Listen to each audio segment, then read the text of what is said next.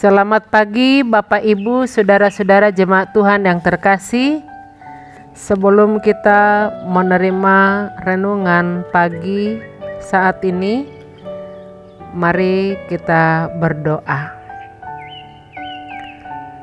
Kami mengucap syukur kehadirat-Mu Tuhan yang memberkati kami, melindungi dan menggembalakan kami senantiasa. Hingga pagi ini kami memperoleh sukacita, kesehatan, kekuatan baru yang daripada Tuhan. Mari Bapa, Engkau selalu memberkati kami, dan lewat kebenaran firman Tuhan, biarlah itu yang menguatkan kami dan memotivasi kami semakin bijak dan selalu tekun hanya mengandalkan Tuhan dalam melanjutkan segala aktivitas dan tanggung jawab kami. Kami serahkan hidup kami ke tangan Tuhan. Di dalam nama Yesus kami berdoa dan mengucap syukur. Amin.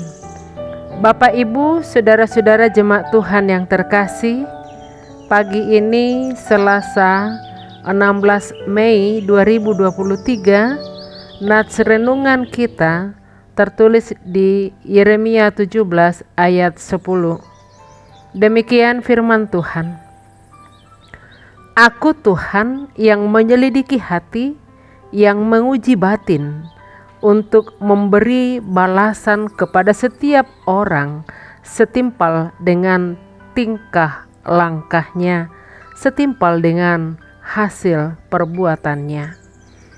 Bahasa Batak di Doksongonon, Ahu jaho bado sidodo roha, siuji pia-pia, jalamangaleho tu ganup jolma, hobar tu dalanna, hobar tu perbueni pabahenana. Demikian firman Tuhan. Bapak Ibu Saudara-saudara jemaat Tuhan yang terkasih, bila kita menyimak sebelum nats renungan pagi ini atau di ayat 9 di Yeremia pasal 10 ini dikatakan, betapa liciknya hati, lebih licik daripada segala sesuatu. Hatinya sudah membatu, siapakah yang dapat mengetahuinya? Bapak Ibu Saudara-saudara, di zaman Yeremia, sifat umat Israel sangat licik yang memperdaya orang lemah dan mencari keuntungan dari orang-orang yang tidak berdaya. Mereka memiliki hati yang buruk, pandai menipu, licik dan tidak jujur. Kemudian Tuhan melalui perantaraan Nabi Yeremia menyampaikan bahwa Ia akan menghukum mereka yang licik dan jahat. Di mata Tuhan hanya hukuman yang pantas bagi manusia licik. Dan inilah nats renungan kita pagi ini.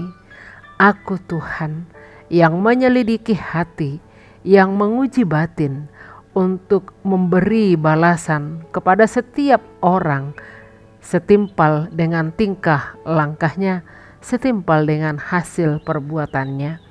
Bapak Ibu Saudara-saudara, jika manusia bisa dengan kelicikannya menipu orang lain dan dirinya sendiri, Tuhan tidak sama dengan manusia. Ia menyelidiki setiap hati. Ia mengetahui segala seluk-beluk kelicikan dan kebobrokan hati manusia. Sebelum manusia berencana dan bertindak, Ia sudah mengetahui motif dan keinginannya. Tidak ada kepura-puraan di hadapan Tuhan karena tidak ada rahasia manusia yang tidak diketahuinya. Segala sesuatu terbuka sejelas-jelasnya di hadapan Tuhan.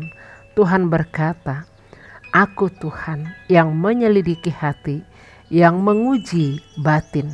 Bapak Ibu Saudara-saudara, bisakah manusia bersembunyi dari Tuhan? Bisakah manusia berpura-pura di hadapan Tuhan? Manusia tidak bisa menipu Tuhan, tetapi manusia selalu mencoba melakukan itu. Ia tidak bisa menipu Tuhan, tetapi menipu dirinya sendiri oleh kelicikan hatinya. Saatnya akan tiba, Tuhan akan meremukkan kecongkakannya dan menghancurkan kelicikannya dengan penghukuman yang setimpal. Tuhan tidak akan tinggal diam dan membiarkan manusia memperlakukannya sesuka hati. Tuhan akan menghukum orang-orang munafik. Akulah yang menguji batin dan hati orang, dan bahwa aku akan membalaskan kepada kamu setiap orang menurut perbuatannya. Itu juga dikatakan di Wahyu 2 ayat 23. Bapak Ibu saudara-saudara, sebelum pembalasan Tuhan terjadi, itulah saatnya untuk bertobat dan kembali mendedikasikan diri untuk hidup berkenan kepada Tuhan. Dan adalah lebih baik kita memohon sebagaimana yang dilakukan pemazmur. Bila kita simak di Mazmur 139 ayat 23, ini lebih kuat mengarahkan kita, mengajak kita memohon, selidikilah aku ya Allah, dan kenallah hatiku, ujilah aku, dan kenallah pikiran-pikiranku.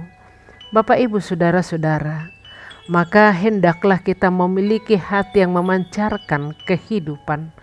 Dari hati yang dalam terpancar segala mata air hidup. Bagian ini menggambarkan hati sebagai sesuatu yang indah. Jika seseorang percaya padanya, Tuhan Yesus akan mencurahkan rohnya sehingga dari hati orang tersebut akan mengalir aliran-aliran air hidup. Bapak Ibu saudara-saudara, orang yang menjaga hati akan mengalami hidup yang penuh berkat bagi dirinya maupun bagi orang lain. Bapak Ibu saudara-saudara, siapa yang tahu hati seseorang? Jika pertanyaan itu muncul seketika kepada kita, mungkin kita akan teringat tentang seseorang yang dahulu pernah menyakiti kita.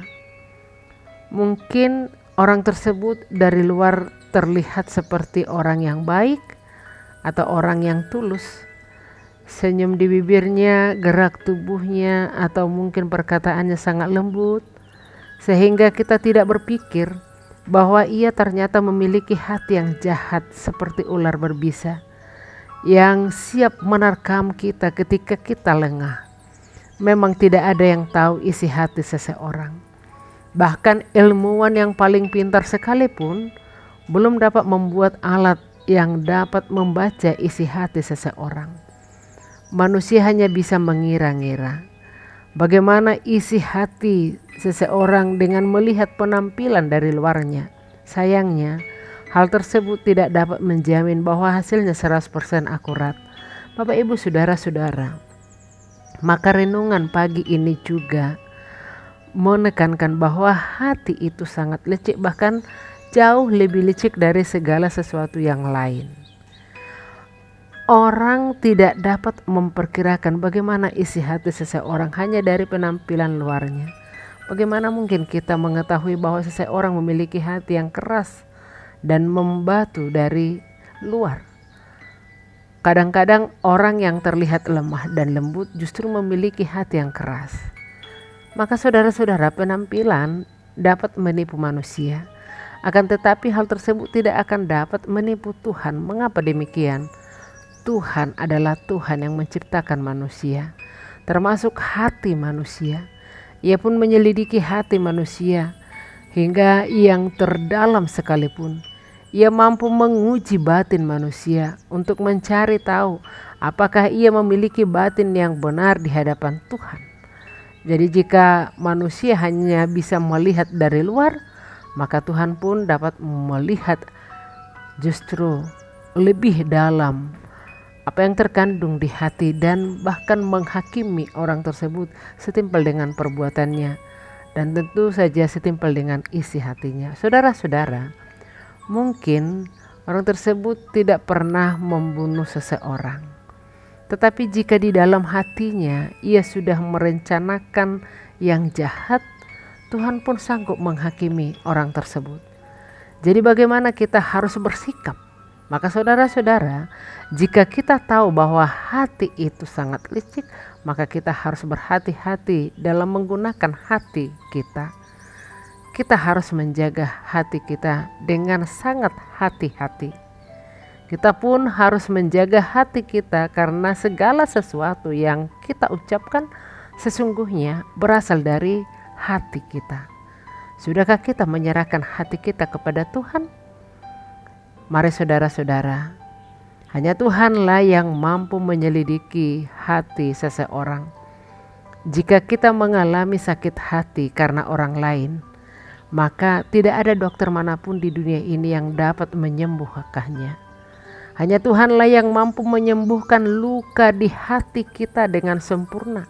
Oleh karena itu, bagian kita adalah menjaga hati kita dengan sebaik-baiknya, agar jangan sampai hati kita terluka karena sesuatu hal. Di sisi lain, kita juga harus tetap berhati-hati dengan orang lain yang terlihat baik di luar, karena bisa jadi hatinya tidak tulus dalam atau melalui penampilannya. Maka Bapak Ibu Saudara-saudara, hati-hatilah dengan hati, karena hanya Tuhan yang mampu melihat hati. Mari kita tetap berkarya, dan biarlah dari hati kita terpancar air kehidupan, dan biarlah dari hati kita, dari batin kita mengalir aliran-aliran air kehidupan. Selamat berkarya, Tuhan Yesus selalu memberkati kita. Amin. Kita berdoa. Terima kasih Bapa yang baik atas kebenaran firman Tuhan yang menegur, mengingatkan kami. Mampukan kami mengerti, memahami, dan melakukan sesuai dengan kehendak Tuhan. Ujilah hati kami Tuhan, selidikilah hati kami. Biarlah kuasa Roh-Mu yang mengisi setiap hati kami, karena dari sana akan terpancar banyak hal. Kami memohon, biarlah Tuhan dari hati kami selalu terpancar air kehidupan. Biarlah dari hati kami selalu mengalir berkat-berkat dan sukacita.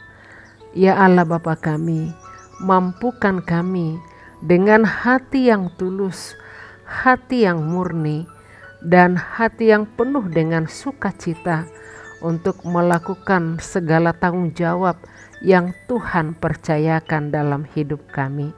Terlebih Tuhan, mampukan kami selalu melayani dengan hati, bekerja dengan hati, dan bertingkah dan mengambil sikap itu terpancar dari hati yang tulus yang daripada Tuhan. Inilah kami Bapa, inilah kami Tuhan, kami memohon berkati kami semuanya, berkati seluruh jemaat-Mu, berkati seluruh majelis gereja-Mu.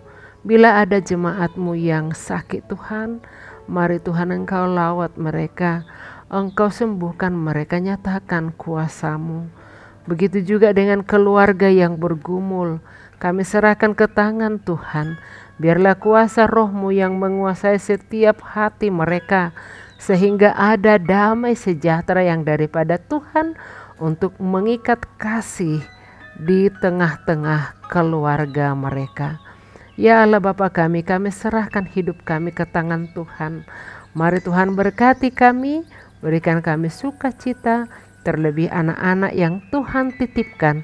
Mari Tuhan berkati yang bersekolah, berkati, mampukan semakin tekun untuk belajar, terlebih yang mempersiapkan diri untuk ujian kenaikan kelas maupun ujian untuk melanjutkan segala cita-cita mereka ataupun ke perkuliahan kemanapun anak-anak kami ini, kami serahkan ke tangan Tuhan. Mari Tuhan Engkau berkati kesehatan mereka, berkati sukacita mereka, dan mampukan mereka meraih cita-citanya setinggi mungkin. Kami serahkan semuanya ke tangan Tuhan. Berkati kami Bapa, ampuni kami Tuhan dari segala dosa kami, dan terimalah doa kami. Di dalam nama Yesus kami berdoa dan mengucap syukur. Amin.